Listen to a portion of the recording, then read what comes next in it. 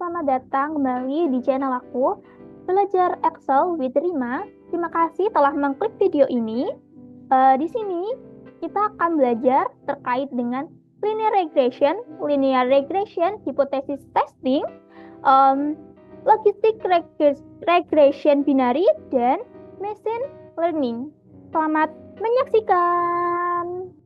Pada materi pertama ini kita akan belajar tentang linear regression prediction, di mana kita dapat mencari output, lalu kita dapat mencari coefficient of slope, coefficient of intercept-nya, lalu di sebelah kiri terdapat durasi dan skor.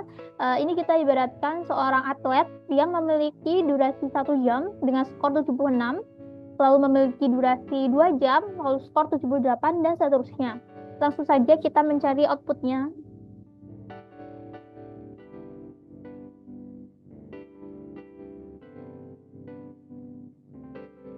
Kita masukkan sama dengan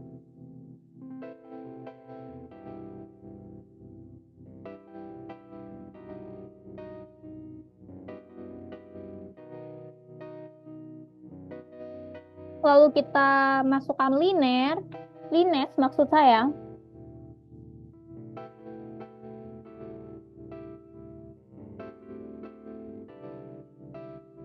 Lalu kita masukkan skor, kita blok dari B2 sampai B21.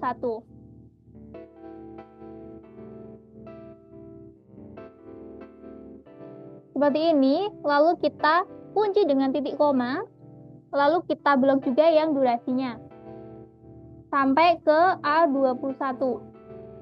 Lalu kita tutup kurung, lalu enter.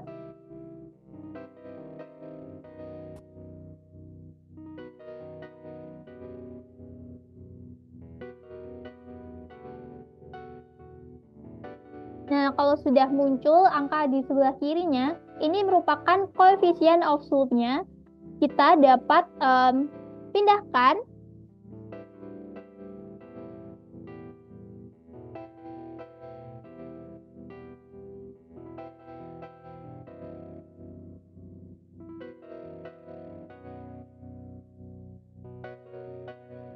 Nah, punya saya di bagian output di sebelah kanan tidak muncul, berarti kita dapat mencarinya dengan menggunakan chart. Pertama kita blok dulu semua datanya ini, lalu kita pilih insert,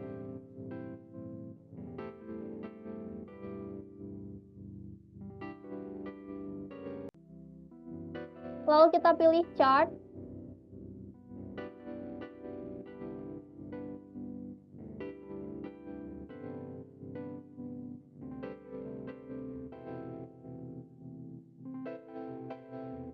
lalu kita klikkan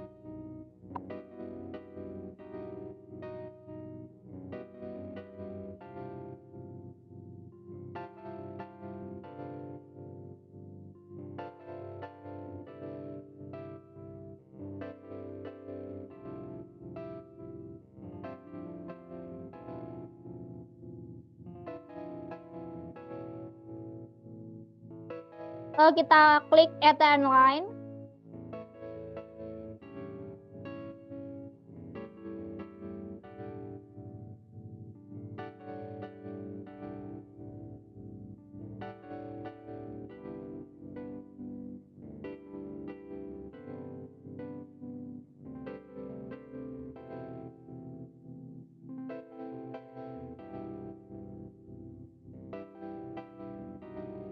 Lalu kita gulir ke bawah.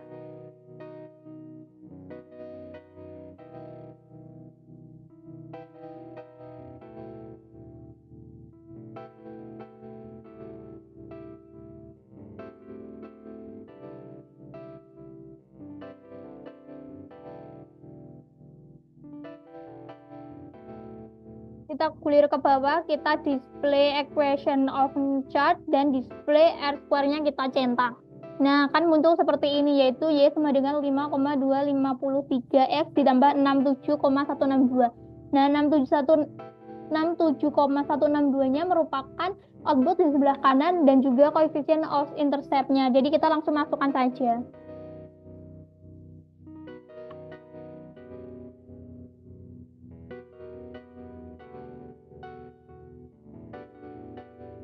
Untuk coefficient of slope dan output di sebelah kirinya, kita dapat bulatkan dengan decrease decimal.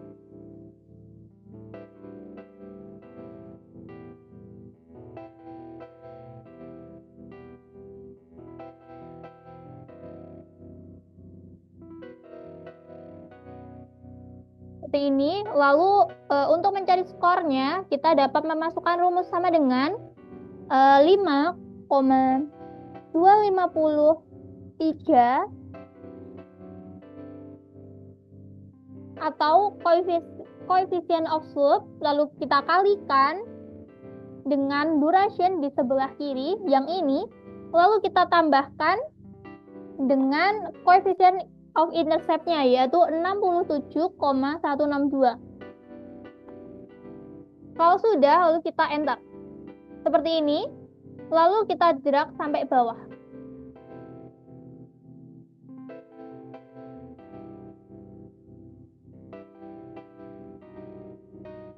Nah, akan muncul angka seperti ini.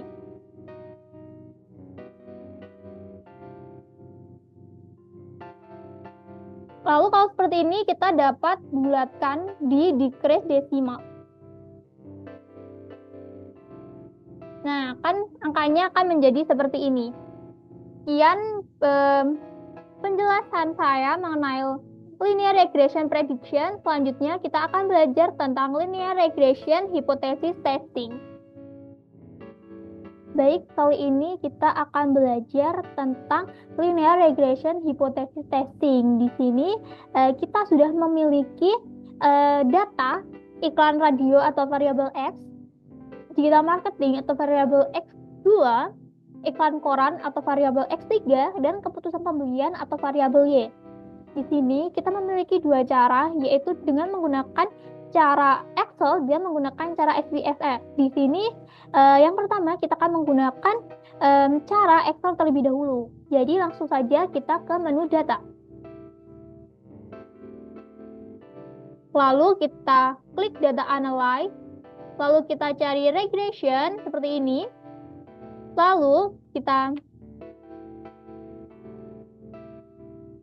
Lalu pada input Z range-nya kita blok dulu data keputusan pembelian atau variabel Y. Lalu pada input X range-nya kita blok data iklan radio, digital marketing, dan iklan koran. Seperti ini. Kalau sudah, lalu kita oke. Nah, ini merupakan summary output dari data yang ada pada sheet 1 tadi, yang ini. Jadi, berdasarkan data outputnya tadi, diperoleh data pada tabel regression statistik.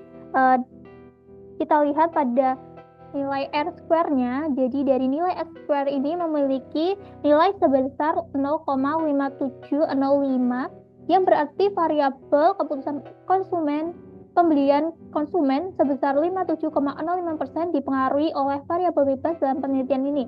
Sedangkan 42,9% sisanya dipengaruhi oleh variabel lain di luar penelitian ini. Lalu kita lihat pada tabel ANOVA, kita lihat di bagian significance F, di mana dari tabel ANOVA ini diketahui bahwa nilai significance F sebesar 0,04636382 yang dapat disimpulkan bahwa secara simultan atau bersamaan variabel X1, X2, dan X3 signifikan terhadap variabel keputusan pembelian atau variabel Y. Lalu pada koefisien dan p-value-nya kita dapat simpulkan bahwa iklan radio atau X1, yaitu variabel X1 memiliki nilai koefisien sebesar 0,1974 dan nilai p-value sebesar 0,642, yang mana nilai p-value tersebut lebih besar dari 0,05 sehingga dapat disimpulkan bahwa variabel X1 secara parsial atau terpisah memiliki pengaruh yang positif, namun tidak signifikan terhadap variabel keputusan pembelian konsumen. Lalu yang nomor 2 yaitu digital marketing atau X2. Variabel X2 ini memiliki koefisien sebesar 26,870 dan memiliki nilai p-value sebesar 0,007 yang mana nilai tersebut lebih kecil dibandingkan dengan 0,05 sehingga dapat disimpulkan bahwa variabel X2 secara parsial atau terpisah memiliki pengaruh yang positif dan signifikan terhadap variabel keputusan pembelian konsumen atau variabel Y. Yang ketiga merupakan iklan koran di mana variabel X3 ini memiliki koefisien 1,599 dan nilai p-value sebesar 0,637 yang mana nilai tersebut lebih besar dibandingkan dengan 0,05 sehingga dapat disimpulkan bahwa variabel X2 secara parsial atau terpisah memiliki pengaruh yang positif dan tidak signifikan terhadap variabel keputusan pembelian konsumen atau variabel Y. Lalu kita juga dapat mengetahui data dengan menggunakan cara SPSS. Caranya yaitu kita blok dulu semua datanya, lalu kita copy,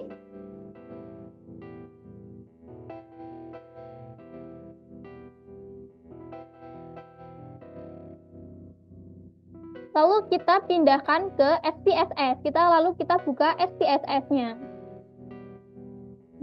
Setelah data dipaste di sini, kita bisa langsung ke variabel view maksud saya. Lalu pada name variabel 5, variabel 6, variabel 7, variabel 8 kita ganti dengan X1. Ini kita ganti jadi X1. Lalu ini kita ganti jadi X2. Lalu ini kita ganti menjadi X3. Dan ini kita ganti menjadi Y. Seperti ini. Lalu kita ke label seperti ini. X1-nya kita berikan nama iklan radio.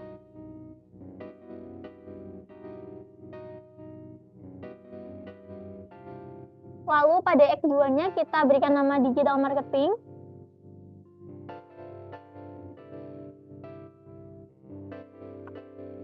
Lalu pada X3-nya kita berikan nama iklan koran.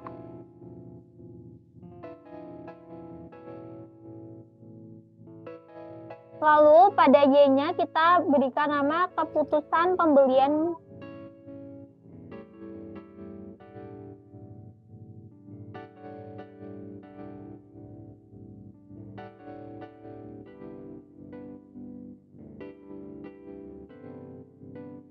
Seperti ini. Lalu pada measure kita berikan ini scale, ini juga scale, ini juga scale, dan yang Y kita biarkan menjadi unknown. Lalu kita kembali ke data view.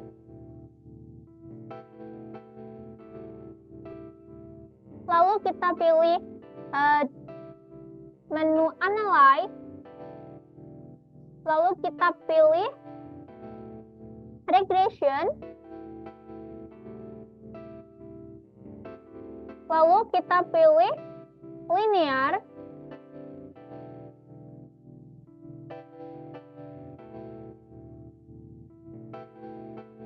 Lalu pada dependent kita masukkan keputusan pembelian. Dan yang independen kita masukkan iklan radio atau variabel X1, digital marketing atau variabel X2, dan iklan koran atau variabel X3.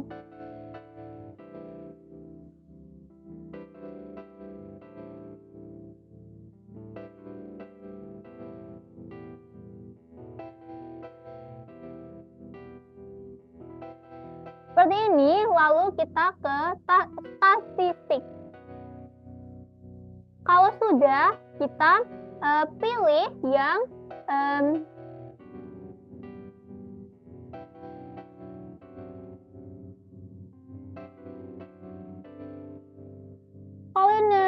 meneliti diagnosis seperti ini, lalu kita continue.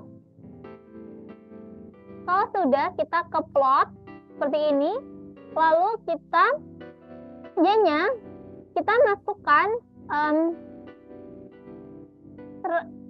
spreadsheet yang ini, kita masukkan ke Y, dan Z-red kita masukkan ke X. Lalu kita pilih yang histogram dan normal probability plot, kita centang dua-duanya seperti ini. Lalu kita continue. Kalau sudah, kita ke save. Lalu kita centang yang unstandardized ini seperti ini. Kemudian kita continue. Lalu oke. Berikut sudah muncul output dari data yang sebelumnya tadi. Data dari X1, X2, dan X3. Kemudian kita lihat pada uji histogramnya. Jadi dia itu memiliki pola seperti gunung yang dapat disimpulkan data yang digunakan terdistribusi secara normal. Lalu yang kedua, kita dapat melihat dari tabel p-plotnya. Seperti ini, yang berdasarkan dari hasil dari keputusan pembelian pada data p-plotnya, disimpulkan bahwa sebaran datanya sudah menyebar di sisi garis diagonal, maka dapat disimpulkan data yang digunakan terdistribusi dengan normal. Lalu kita juga dapat melihat pada tabel Kolmogorov-Smirnov-nya. Namun pada output ini tabel tersebut belum muncul. Jadi kita dapat membuat tabel tersebut dengan cara kita kembali lagi ke SPSS. Lalu pada data SPSS ini sudah terdapat data baru, yaitu res_1. Nah, ini datanya langsung aja kita blok seperti ini.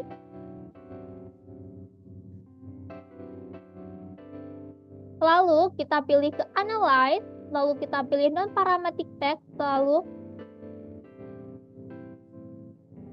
regresi dialog, dan kita pilih sampel KS. Seperti ini, lalu kita masukkan understanding res ke dalam tes variable list seperti ini. Kalau sudah, langsung saja kita klik OK.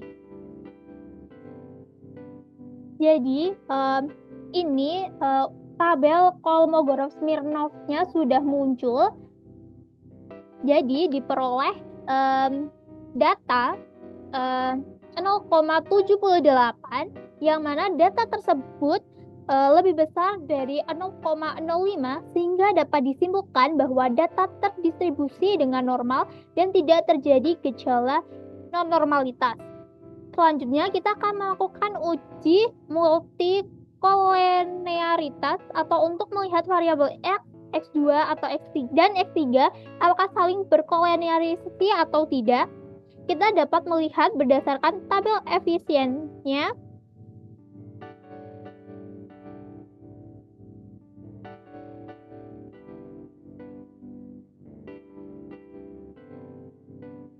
Nah, di sini kita dapat lihat berdasarkan dengan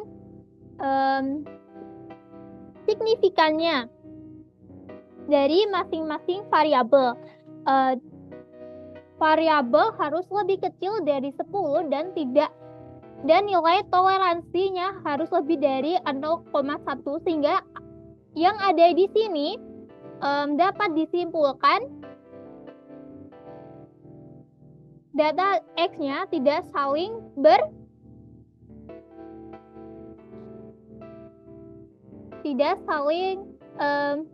berkolerasi dan data yang digunakan terbebas dari multikolerasi.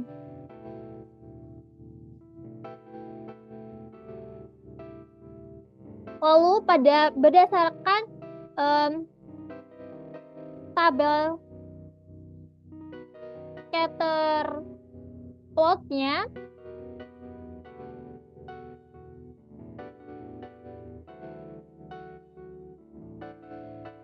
dapat dilihat bahwa data tersebar secara merata dan tidak membentuk pola tertentu, maka dapat disimpulkan bahwa data yang digunakan terhindar dari gejala heterogenitas.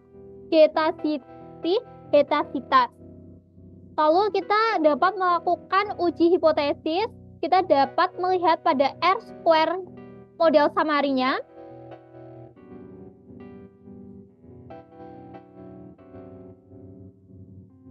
Di mana R-square-nya itu memiliki nilai 0,571, maka dapat disimpulkan bahwa variabel Y-nya dipengaruhi oleh variabel iklan koran, digital marketing, dan iklan radio, atau juga dapat disebut dengan variabel X1, variabel X2, dan variabel X3, sedangkan sisanya dipengaruhi oleh variabel lain selain dari penelitian ini. Kemudian kita akan melihat signifikasi simultannya berdasarkan tabel ANOVA. Berdasarkan tabel ANOVA, tabel ANOVA ini menunjukkan bahwa signifikan atau p-value-nya adalah sebesar 0,46, yang mana nilai tersebut lebih kecil dari 0,5, sehingga dapat disimpulkan bahwa secara simultan atau bersamaan variabel X1, variabel X2, dan variabel X3 memiliki pengaruh yang signifikan terhadap variabel Y. Kemudian signifikansi spasialnya berdasarkan tabel koefisien. Yang pertama yaitu iklan koran memiliki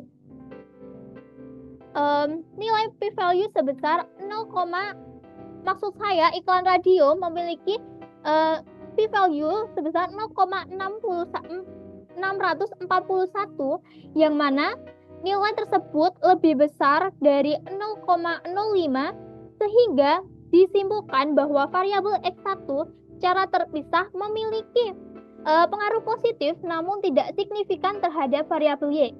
Lalu yang kedua ada digital marketing yang memiliki p-value 0,008, yang mana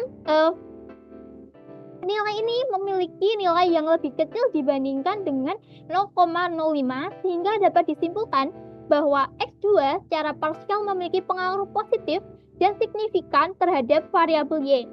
Lalu yang terakhir yaitu iklan koran. Iklan koran ini memiliki p-value sebesar 0,638, yang mana variabel ini lebih besar dibandingkan dengan 0,05, sehingga dapat disimpulkan bahwa variabel X3 ini secara parsial memiliki pengaruh yang positif dan tidak signifikan terhadap variabel Y. Selanjutnya kita akan belajar tentang logistic regression binary. Kali ini kita akan belajar tentang logistic regression binary. Di sini terdapat data umur dan subscribe, di mana subscribe ini kalau 0 berarti dia tidak berlangganan, dan kalau 1 dia berlangganan. Baik, langsung saja kita blok data, lalu kita ke SPSS.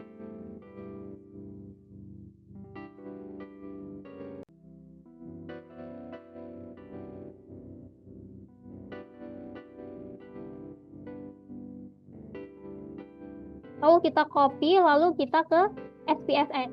Ini sudah kita paste di SPSS. Lalu kita dapat ke variabel view seperti ini. Lalu pada namanya yang variabel 1 kita ganti menjadi age, dan yang variabel 2 kita ganti menjadi subscribe. Lalu pada desimal ini kita ganti menjadi 0, ini juga kita jadikan 0 seperti ini. Lalu pada label kita biarkan saja. Lalu pada value-nya pada age ini kita biarkan, dan pada subscribe ini kita berikan keterangan bahwa 0 merupakan non-subscribe, no subscribe maksud saya.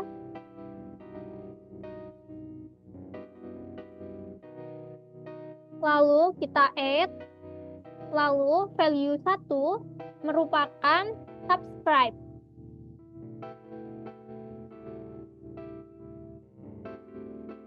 Lalu kita add, lalu kalau sudah kita klik OK. Seperti ini.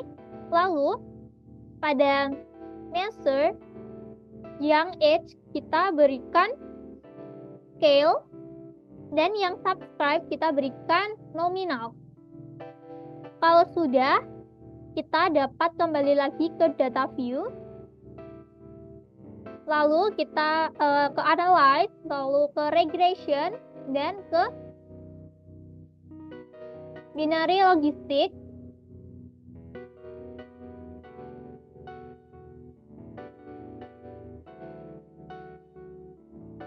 Nah, kalau seperti ini, dependennya kita masukkan subscribe, dan age-nya kita masukkan ke covariate. Lalu, kalau sudah, kita ke save. Lalu, pada probabilities dan group membernya kita centang. Kalau sudah, kita continue. Lalu, kita ke option. Di option, kita centang semuanya. Ini kita centang. Yang customer kita centang. Case width-nya kita centang juga, correlation-nya juga, interaction-nya juga. Dan yang CL ini boleh teman-teman centang ataupun teman-teman tidak centang, tidak masalah karena ini sudah 95%. Lalu kalau sudah, kita continue. Lalu kita OK. Berikut merupakan output dari subscribe dan age yang telah kita buat di SPSS sebelumnya. Nah, di sini kita dapat lihat pada case processing summary-nya. Di sini terdapat include in analysis 41, berarti datanya semuanya masuk, semuanya terrecord karena tidak terjadi missing case ya. Yang missing case di sini tertulis 0, berarti semua datanya terrecord dengan baik. Totalnya juga 41, di persenannya juga 100%. Lalu pada beginning block 0 ini di likelihood-nya, di minus 2 log likelihood-nya kita dapat pada step satunya 45.642, lalu di step 2-nya ada 45.554, di step 3 ada 45554, dan di step terakhir yaitu 45.554. Lalu kita bandingkan dengan blok 1 method enter, di mana kita juga dapat melihat di minus 2 log likelihood-nya. Itu pada step 1 dia memiliki angka 39.526, lalu di step 2 dia ada 38.763, lalu step 3 38.750, step 4 38.750, step 5 38.750. Ini menunjukkan bahwa data yang digunakan semakin baik karena dari tahap awal dibandingkan dengan blok 0 pada blok 1 ini, jika dibandingkan dengan blok 0 maksud saya, dia angkanya lebih kecil. Jadi data ini semakin baik atau semakin preferensi. Lalu kita dapat melihat pada omnibus test-nya. Nah, di sini omnibusnya ini memiliki model yang kita lihat pada signifikannya. Jadi pada step 1, pada signifikansinya ini, dia memiliki angka 0,009, di mana angka ini lebih kecil dibandingkan dengan lebih besar dibandingkan dengan 0, maksud saya lebih besar jika dibandingkan dengan angka 0, mohon maaf, pada omnibus test ini terdapat signifikasinya yaitu 0,009, di mana angka ini lebih kecil jika dibandingkan dengan 0,05, yang mana data ini memiliki pengaruh yang signifikan terhadap subscribe-nya. Lalu kita kembali ke atas lagi, di mana kita dapat lihat pada dependent variable encoding-nya bahwasanya ini sudah benar, non-subscribe-nya itu tertulis 0 dan subscribe itu tertulis 1. Lalu kita dapat ke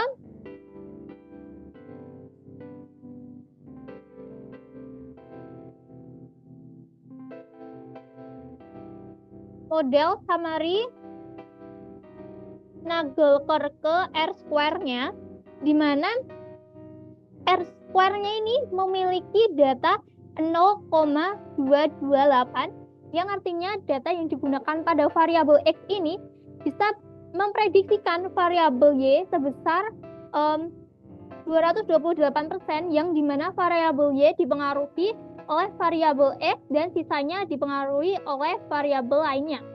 Lalu pada Hosmer and Lemeso test,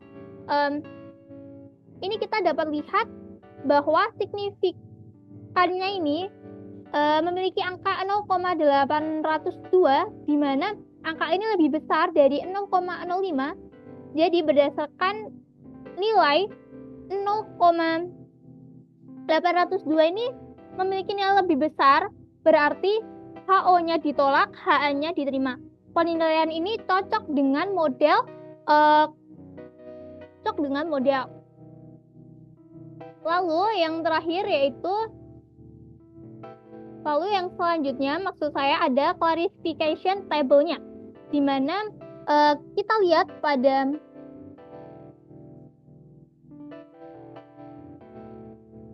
percentage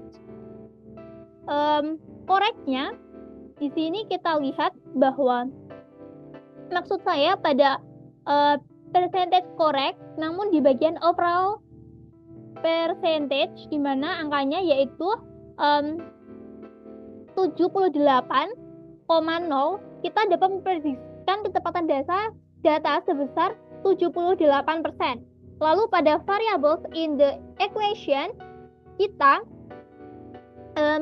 pada X, kita lihat pada signifikannya, di mana dia lebih kecil dibandingkan dengan 0,05, di mana nilai signifikan dari H-nya ini 0,019, yang artinya penilaian ini dapat memprediksikan pelanggan kita akan berlangganan atau tidak, berdasarkan semakin tuanya akan semakin mungkin berlangganan.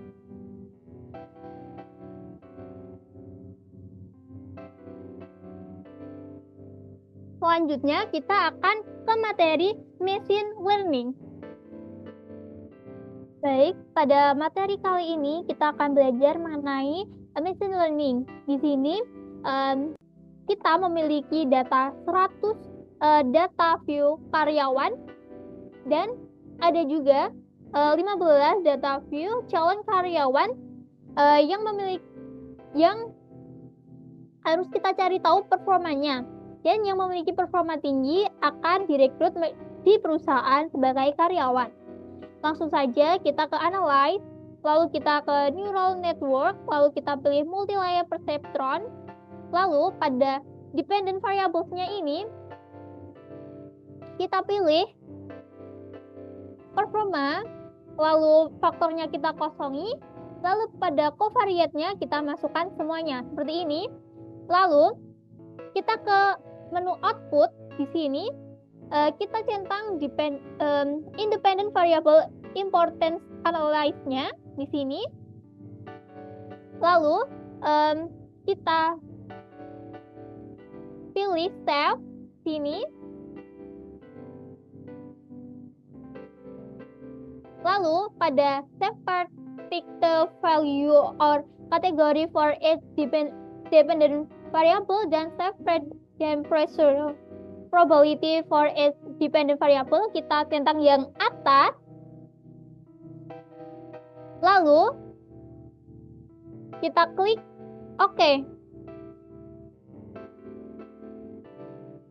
Di sini sudah terlihat output dari em, karyawan dan calon karyawannya. Di sini pada case processing summary-nya yaitu di training ada 73%, testingnya ada 27 dan 27%, di mana data ini valid 100%.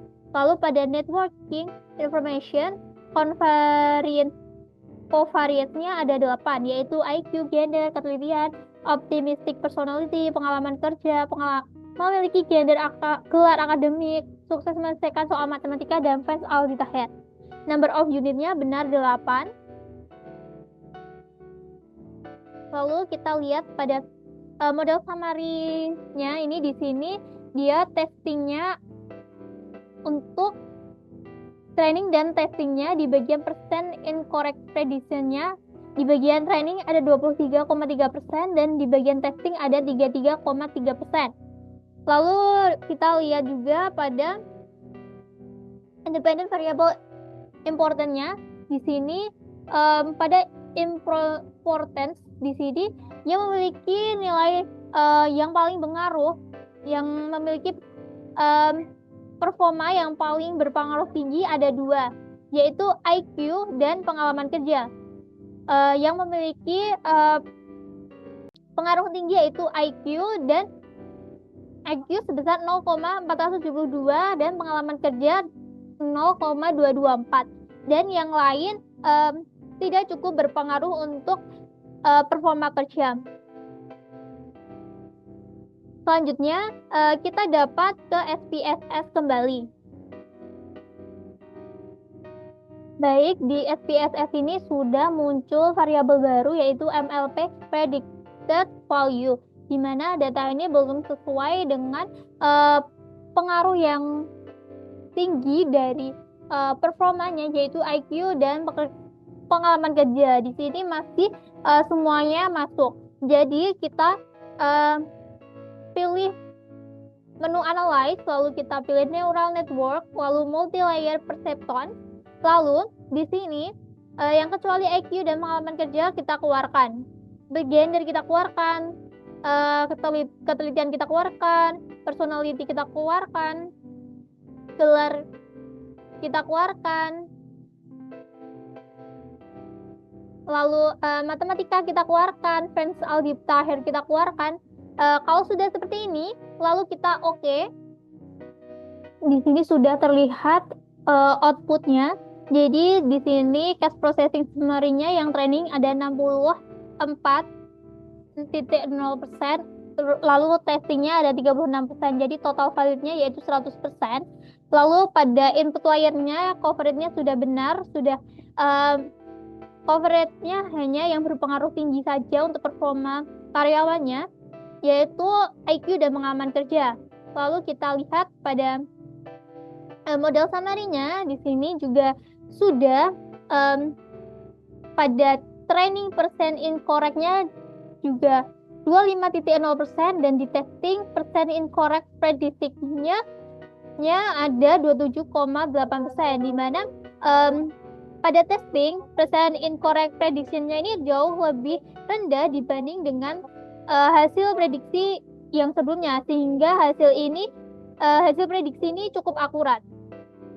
Lalu kita ke independent variable importance-nya, di mana ini benar hanya 2, IQ dan pengalaman kerja saja, di mana importance-nya ada 0,715 dan pengalaman kerjanya ada di 0,285. Lalu kita kembali lagi ke SPSS. Baik, dapat kita lihat bahwa data prediksinya sudah sesuai dengan performa. Kita lihat yang data prediksi yang baru, yang A ini sudah benar, sudah mirip dengan performanya. Lalu kita gulir ke bawah untuk melihat prediksi calon karyawannya, yaitu seperti ini. Pada calon karyawan 101 memiliki prediksi 1, calon 102 memiliki prediksi 1, dan seterusnya. Dan jika saya sebagai HRD, saya akan memilih calon karyawan nomor 114 dan 115 yang memiliki prediksi 10, yang memiliki EQ yang tinggi dan pengalaman kerja yang luas. Sekian dari saya. Terima kasih.